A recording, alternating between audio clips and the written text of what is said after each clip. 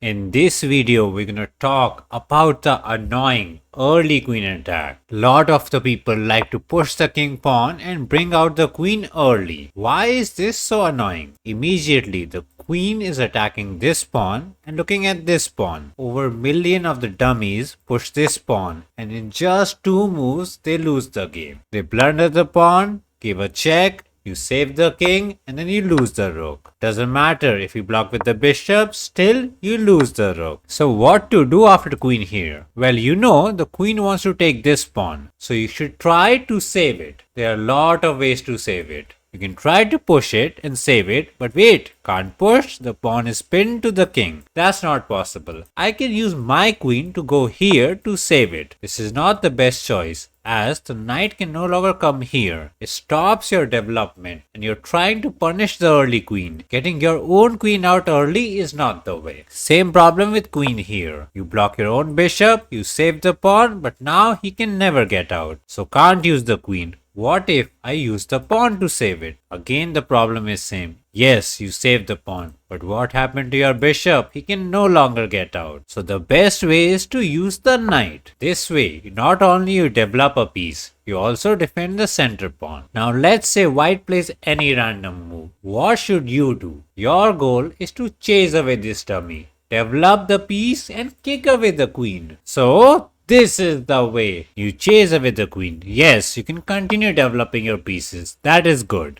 But again, if you can find a move to attack the queen, that is the way. Who can attack? This chooser is looking at the queen. Use him. So this is the way. If white is not careful and takes on the pawn, just like that, you win the queen. White saves the queen. What do you want to do? Chase away the dummy. Chase him out. And now 3 pieces are out and white has only 1 queen out. If he's not careful, goes there, you push, double attack and win. If he goes somewhere else, doesn't matter. You can still push, kick away the knight and look at the position. Both the ponies out, both the juicers out. You squeeze the kid out. Okay, so after knight here, let's say he does not develop the pony, but gets the juicer out. What is going on? Can I do the same thing again? No. This is the problem. Queen takes pawn is the mate. This is the idea behind the early queen. To attack this. Get the bishop out, attack this. So always keep a look on this square. Again, you might be tempted to save this pawn by moving the queen here or moving the queen here. But the same problem. You punch yourself. The juicer can no longer get out. You might say, well, you wanted me to develop. I can develop the knight this way, defend this pawn. This can get you in trouble. White can play the cheeky d3 move, trying to use the bishop to knock out the knight, get the mate. Also, knight on the rim are dim. He does not belong there. He belongs here.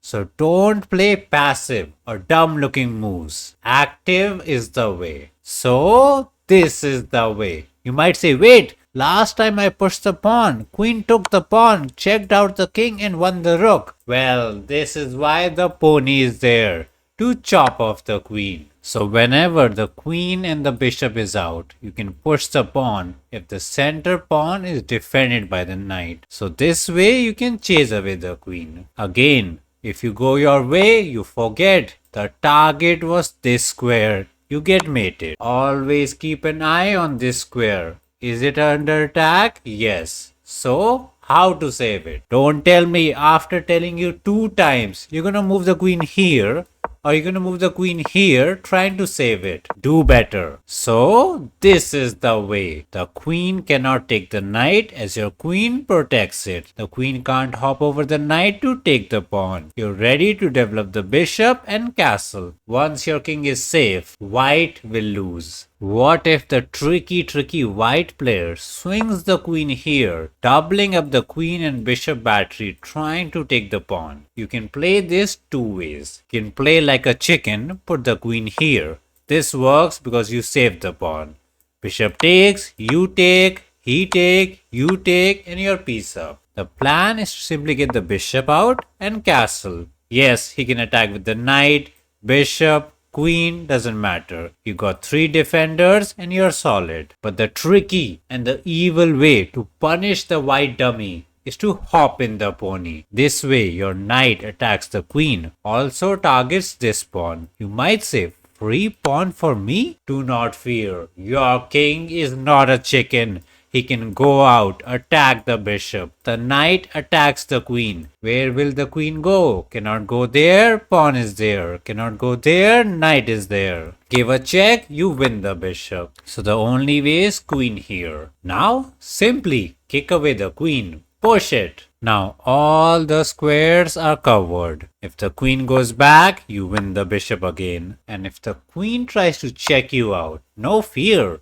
Take the bishop. Wait, free pawn? I attack the pony? Well, the pony doesn't fear the queen. Chop on the pawn. Check out the king and win the rook. What if I tell you, you don't need to actually defend this pawn? Wait, you're saying let me develop and let the pawn die? Are you stupid? No. This is known as the kiddie counter gambit. You give away the pawn to develop the pony, and then you develop the juicer. You give the pawn for early development. The idea is same as before. You develop the pieces by chasing away the queen. You got the knight out, kicked away the queen. You got the bishop out, now you got the last knight out, kicking away the queen. Queen goes back, continue on the attack. Let the pawns die. So this is the way. The knight hops in trying to win this pawn and check out the king and win the rook. You might say the queen attacks this pawn.